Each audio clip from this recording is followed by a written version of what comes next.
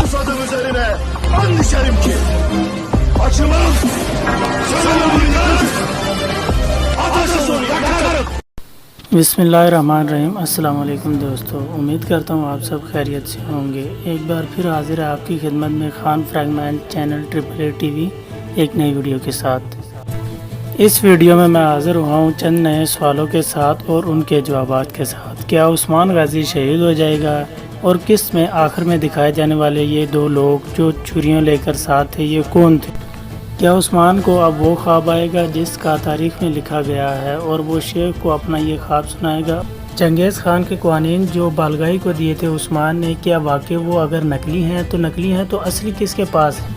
और सबसे आखिर में क्या आईगुल ने वाकई ही गद्दारी की है और की है तो क्यों की है? इसके पीछे जानने के लिए तफसीलन इस वीडियो को देखते रहिए। इन तमाम सवालों के जवाबात इस वीडियो में दिखाए गए हैं। आपने वीडियो को एंड तक ज़रूर देखना है और साथ इस वीडियो को लाइक भी करना है।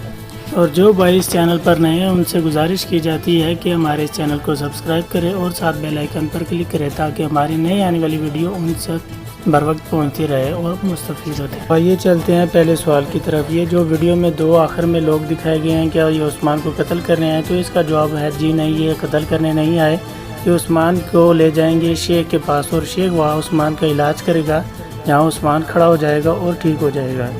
सवाल नंबर 2 की तरफ चलते हैं। उस्मान को ये मशहूर ज़माना वो ख्वाब आएगा जिसमें से उस्मान देखेगा कि उसकी पुश्त में से एक चाँद निकलेगा जो निकल के शेख की बेटी के सीने में चला जाएगा और वहाँ से एक दरख्त नमूदार होगा जो फैलते फैलते 3 बरे-आज़मों तक फैल जाएगा।